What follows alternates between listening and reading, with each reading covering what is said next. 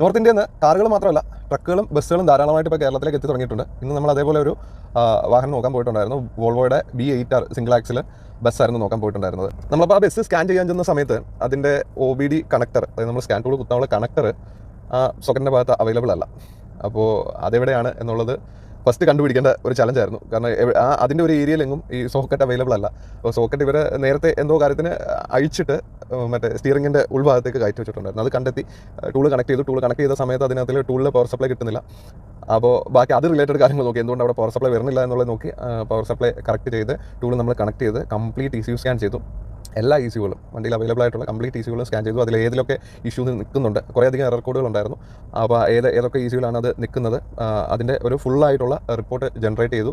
എന്തൊക്കെയാണ് റിപ്പയർ വർക്കുകൾ, possible repair വർക്കുകൾ എന്നുള്ളൊരു അപ്ഡേറ്റ് കസ്റ്റമർക്ക് കിട്ടി. റിപ്പോർട്ട് അങ്ങനെ തന്നെ നമ്മൾ PDF ആയിട്ട് ഷെയർ ചെയ്ത് കൊടുത്തിട്ടുണ്ട്. അപ്പോൾ മെയിൻ്റനൻസ് ചെയ്യുന്ന സമയത്ത് ഒരുപക്ഷേ ഈ റിപ്പോർട്ട് ഭയങ്കര ഹെൽപ്ഫുൾ ആയിരിക്കും.